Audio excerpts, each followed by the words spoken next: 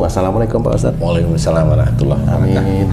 Assalamualaikum Bang Ji. Waalaikumsalam Pak Tung. Amin, alhamdulillah.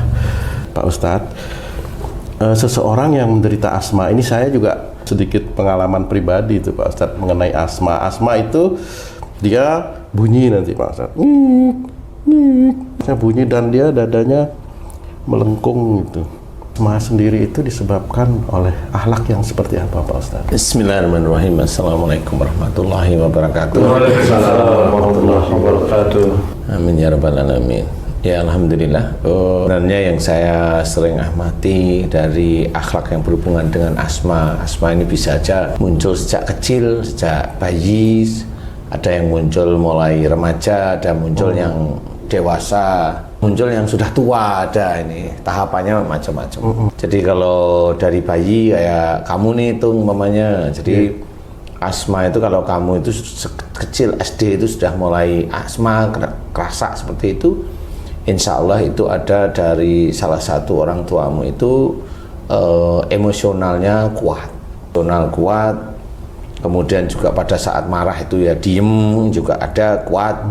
Dua hal tersebut itu nanti akan menjadikan si anak dari orang tua yang emosional kuat atau emosi khususnya yang disimpan, karena itu seperti sesak di dada, jadi marah yang disimpan.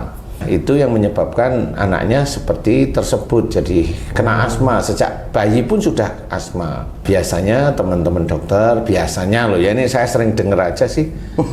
Jadi sering dengar beliau-beliau ngomong aja, oh nanti kalau udah mulai remaja hilang kan gitu. Ya ini cerita.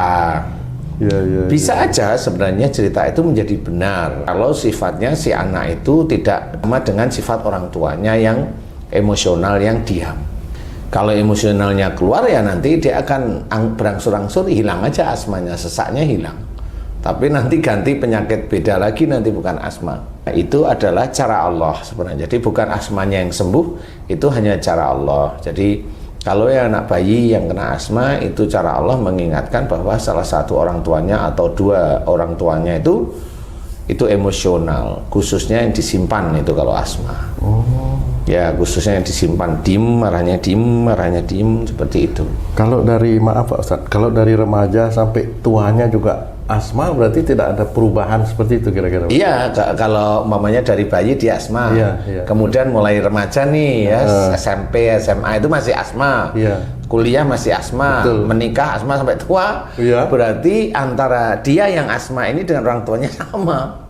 Gitu, marahnya diem, jadi nggak ada perubahan sama sekali. Jadi kalau pas kumat ya sedot apa itu saya nggak tahu, vitamin C apa itu itu obat sedot itu baru agak lega. Jadi itu yang diiniin paru-parunya aja sih, karena nafas dilegain aja. Jadi itu memang nggak bisa sembuh.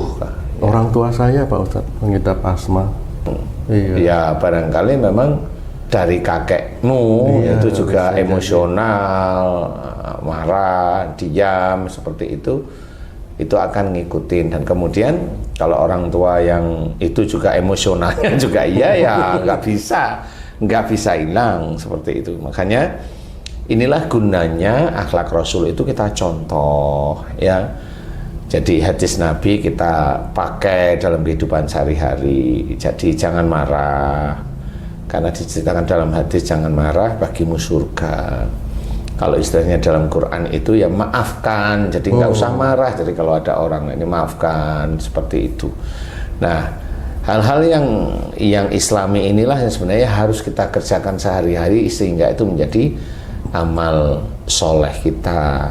Jadi kita harus berhati-hati bahwa kalau kita itu emosi, marah, yang diam, kemudian anak kita itu terkena asma, besok orang tua yang seperti itu dia akan bertanggung jawab di akhirat. Asma terus dia leha-leha aja di dunia, enggak, dia akan bertanggung jawab di akhirat. Berenteng terus seperti itu maksudnya? Iyalah, insya Allah seperti itu. Karena memang dia, ya itulah pelajaran agama kita yang memang senantiasa harus evaluasi, muhasabah, evaluasi terus menerus setiap saatnya. Makanya ada cerita bahwa ini lebih baik daripada kemarin, seperti itu. Jadi Itu hal yang harus kita kerjakan sehari-hari. Nah, kalau asma pada saat remaja, nah, dia menyimpan marah biasanya kepada salah satu orang tuanya atau dua-duanya. Orangnya cenderung biasanya pendiam. Atau sebenarnya nggak pendiam, tapi tersinggung, tapi diam. Saya kecil asma, Ustaz. Oh ya? Sebelum SD.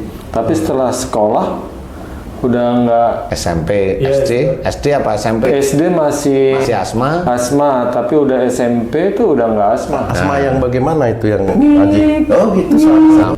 Jadi memang kalau Haji J yang saya amati kecenderungan untuk marah yang disimpan tidak punya. Makanya yang tadi saya cerita kata dokter remaja itu bisa hilang. Nah ini yang ini. Karena kan saya kenal sama Haji J, jadi marah ya jarang kan gitu ya. Mending ngalah aja kan gitu ya. Banyak ngalahnya. Tapi dari sisi asmanya insya Allah Haji C aman kan gitu ya. Jadi intinya seperti tadi kata dokter, itu nanti remaja akan hilang, dewasa akan hilang. Nah seperti itu tadi. Kalau yang mamanya Haji C kecil asma, sebenarnya bisa salah satu orang tuanya Haji C itu kalau marah dia. Tahu siapa? Ayah apa ibu yang begitu? Ayah ya. Ayah ya. Nah itu ketahuan. Jadi bukan ngarang. Ini ilmu ini benar-benar saya pelajari. Fakta ya Pak Ustadz. Ini fakta. Jadi ini kan kalau Haji C sudah tahu gitu. Oh gitu ya. Insya Allah seperti itu. Jadi bukan karang mengarang. Ini bukan pelajaran bahasa Indonesia. Jadi, sampai akhir balik masih pengaruh dari orang tua. Masih Setelah akhir balik baru hilang lepas. ya. orang terus apa penderita itu sendiri yang berubah atau tidaknya. Iya.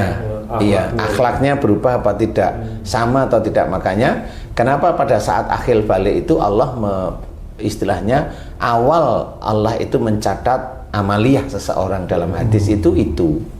Jadi benar-benar makanya kalau Haji C, kalau saya amati jarang marah, jarang. Kalau tersinggung ada tapi kan kecil ya, kecil sekali. Nah itu cenderungan sesak napas insya Allah jarang. Ya, jadi orang tua yang kayak gitu ya memang harus bertanggung jawab. Jadi kalau mamanya Haji C itu punya tipikal kayak ayahnya Haji C mamanya. Kalau marah diem mama. Oh itu sejak dulu asma terus Haji. Tapi orang tua saya kalau marah nggak diem. Loh ini belum selesai Haji C belum selesai. Nah, karena kalau Haji C punya emosional yang kalau marah diem, ya sejak dulu nikah ya asma kumat lagi ya. Bukan pertahanan fisik. Itu alhamdulillah sudah dapat hidayah dari Allah walaupun tidak tahu tapi selamat ya, selamat dengan sendirinya. Insya Allah seperti itu. Jadi aman lah Ci ya. Apa tuh kamu tadi mau tanya apa? Tapi kalau ini mohon maaf saya bicarain orang tua nggak apa-apa ya Pak Ustadz. Jadi mudah-mudahan jadi pelajaran ya. Ini kan bukan mau jelek, enggak. Ini belajar kan gitu ya. Kalau orang tua saya dia kalau marah beliau nggak diem. Ngomel. Tetapi itu kan asmanya tetap. Yang ibu. Ya ini yang ibu Pak. Ya terus? Ya. Yang asma kan yang ibu. Oh ya, terus? Marahnya keluar, asma ya juga. Nah itu kok bisa ya Pak Ustadz ya kan? Tadi Pak Ustadz bilang marah yang diam bisa kena asma. Ini ternyata marah yang keluar, yo asma juga. Sebenarnya persentase marah ngomong sama marah diam ini kan begini ceritanya. Kalau kamu itu hanya melihat pada waktu ngomelnya. Pada waktu mamahmu, ibumu itu umpamanya marah sama bapakmu, apakah ngomel atau memang nyimpen diem? Nah itu yang dilihat kan itu, bukan ngomel. Ngomelnya ke anak-anaknya. Nah, iya. Habis marah Pak Ustadz, langsung gini. Ya kan ya sama. Di situ harus diselesaikan.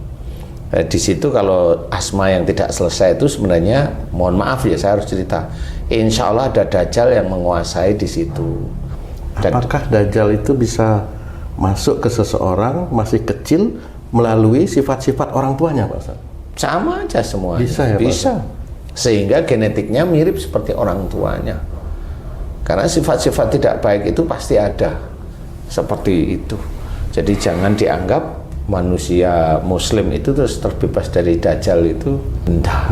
Kalau dia melanggar aturan Allah ya pasti dajjal itu masuk. Paling tidak minim 1.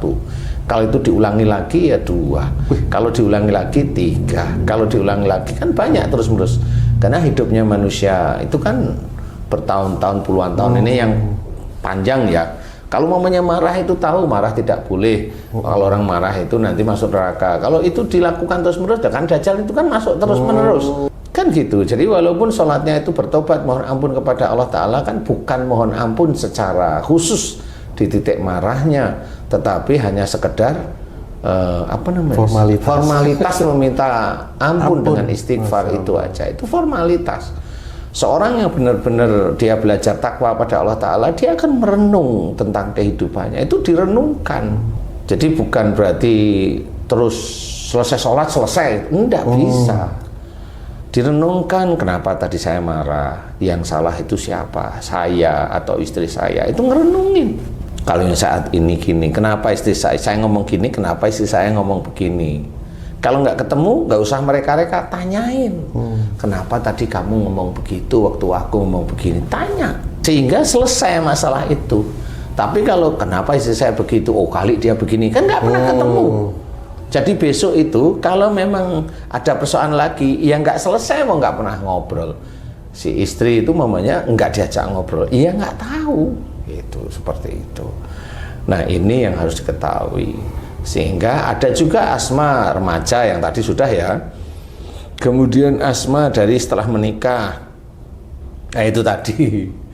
Kalau pasangannya jengkelin dan dia marah, tersinggung, diem, ya dia akan kena asma. Dan sama, asmanya nggak bisa dilepas. Karena apa? Persoalannya itu, asma itu memang persentase besar di atas 50% itu psikis sebenarnya. Kalau saya mau cerita ini psikis atau fisik ya, itu psikis tapi terbawa ke arah fisik. Seperti itu. Jadi bukan gangguan pikiran atau jiwanya. Kalau jiwa enggak ya, ini gangguan pikiran. Iya, sebenarnya itu terganggu pikirannya. Seperti itu. Karena dia tertekan, jadi nggak bisa ngeluarin unek-unek. Ada Allah, serahkan sama Allah. Apa yang menjadikan marah itu dicari solusinya.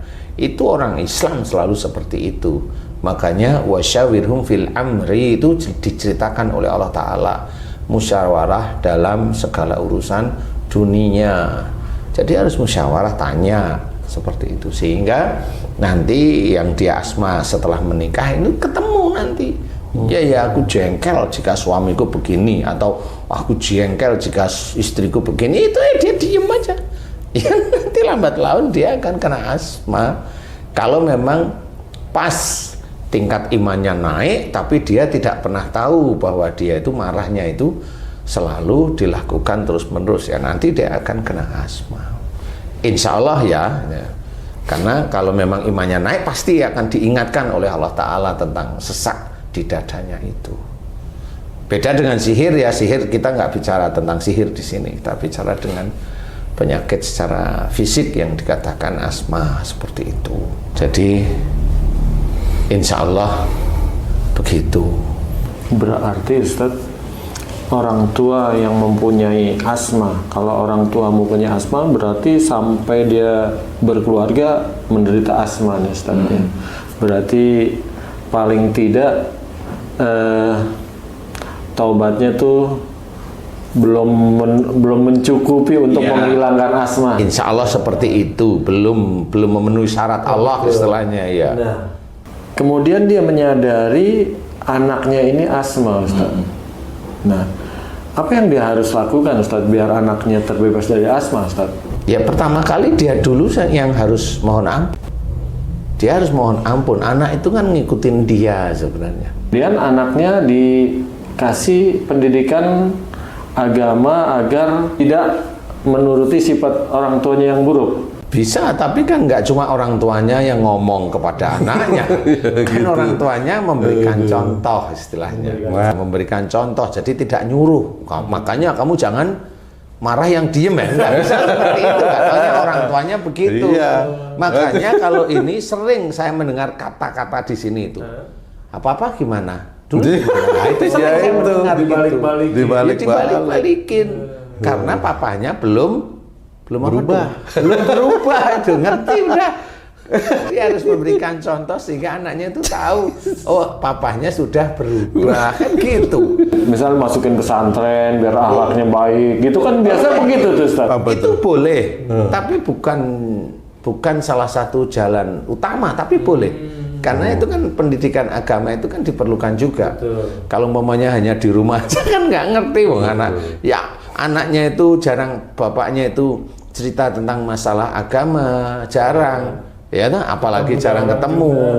Lah kan, iya lebih baik taruh di pesantren boleh kalau saya, boleh aja. Atau dipanggil guru agama ke rumah. Boleh, Guru ngaji biasanya. istilahnya, atau guru yang tahu tentang akhlak dan sebagainya, boleh aja. Itu kan apa namanya? Usaha ya. Usaha aja. Insya Allah seperti itu. Jadi harus belajar gimana caranya mengatasi asma untuk anak kecil. Nah ini bagi ibu-ibu dan bagi bapak-bapak yang anaknya asma yang masih kecil belum akil balik, harus tahu siapa yang mudah tersinggung tapi diam. Nomor satu itu.